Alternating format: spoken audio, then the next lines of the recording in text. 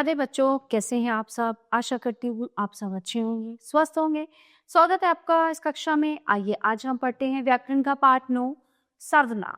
बच्चों, हमने पिछले अध्याय में संज्ञा के बारे में पढ़ा, यानी कि संसार में एवरीथिंग इज, मतलब जो भी चीजें हैं वो सब संज्ञा है। ठीक है।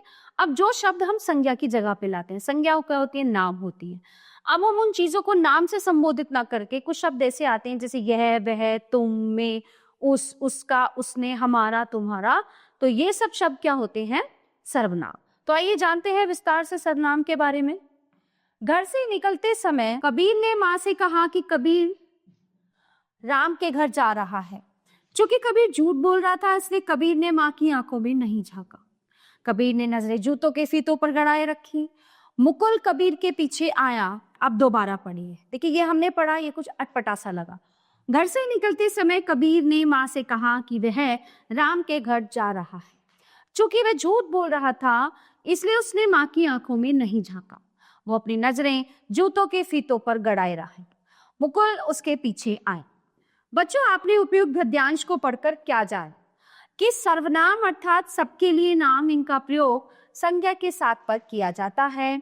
उपयुक्त गद्यांश में प्रयोग किए गए शब्द वह, उसने, अपनी, उसके आदि सर्वनाम शब्द हैं, क्योंकि इनका प्रयोग संज्ञा नाम के साथ यानी कि संज्ञा के स्थान पर हुआ है। तो इस प्रकार संज्ञा के स्थान पर प्रयोग किए जाने वाले शब्द सर्वनाम कहलाते हैं। ठीक है।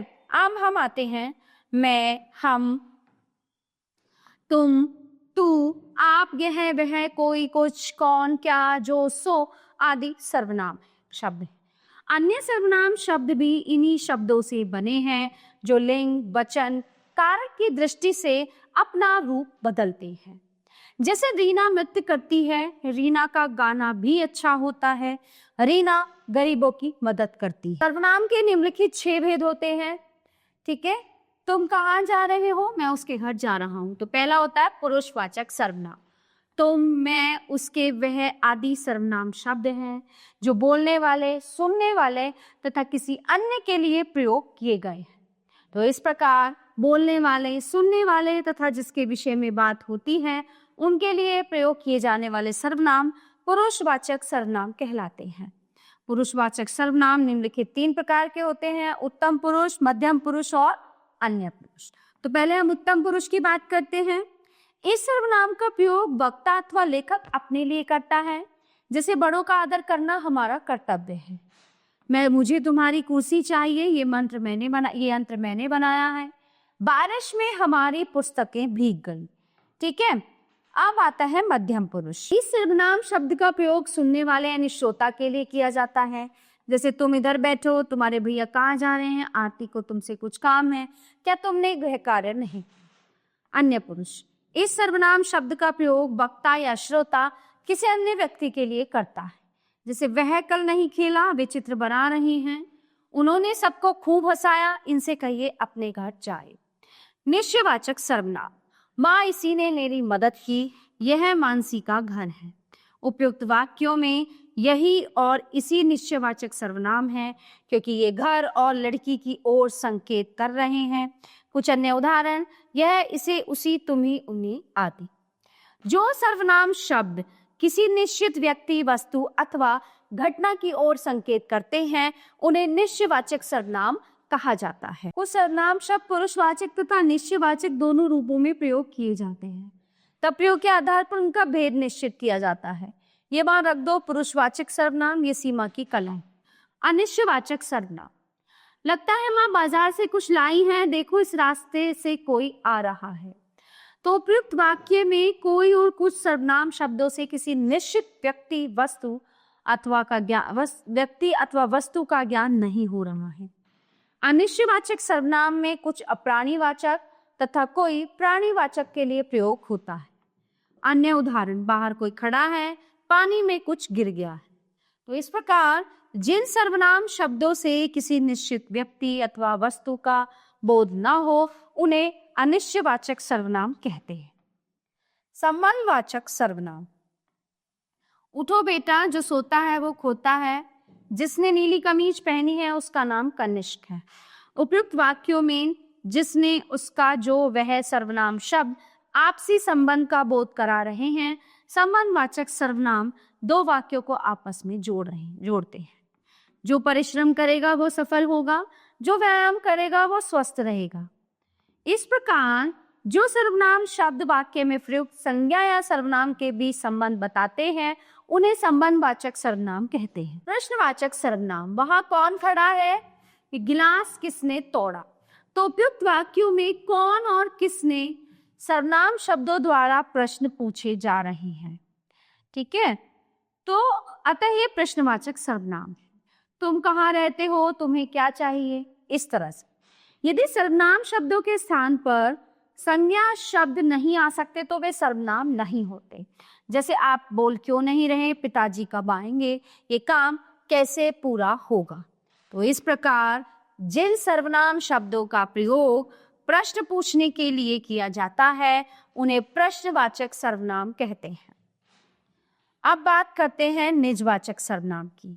निज यानी स्वयं, मैं। तो बच्चों, माँ मैं अपने आप चली जाऊंगी, बेटा तुम रहने दो, मैं स्वयं कर लूंगा। उपयुक्त वाक्यों में अपने आप और स्वयं शब्द निजवाचक सर्वनाम हैं। निज का अर्थ होता है अपना और वाचक का अर्थ होता है बोध या ज्ञान कराने वाला। इस प्रकार निजवाचक का अर्थ हुआ अपनेपन का बोध कराना। आप शब्द का प्रयोग पुरुषवाचक तथा निजवाचक सर्वनाम दोनों में होता है। कुछ उदाहरण, आप कल सभा में नहीं आए थे, मध्यम पुरुष आदर सूचक। आप हमारे मंत्री श्री रमनलाल हैं, अन्य पुरुष आदर सूचक। परिचय देते समय ईश्वर भी उन्हीं का साथ देता है जो अपनी मदद करता है, निजवाचक सर्वनाम। तो इस प्रकार जिन सर्वनाम शब्दों का प्रयोग कर्ता के साथ अपनेपन का ज्ञान कराने के लिए किया जाए उन्हें निजवाचक सर्वनाम कहते हैं। सर्वनाम की रूप रचना, संज्ञा शब्दों की भांति सर्वनाम शब्दों की भी रूप रचना होती है।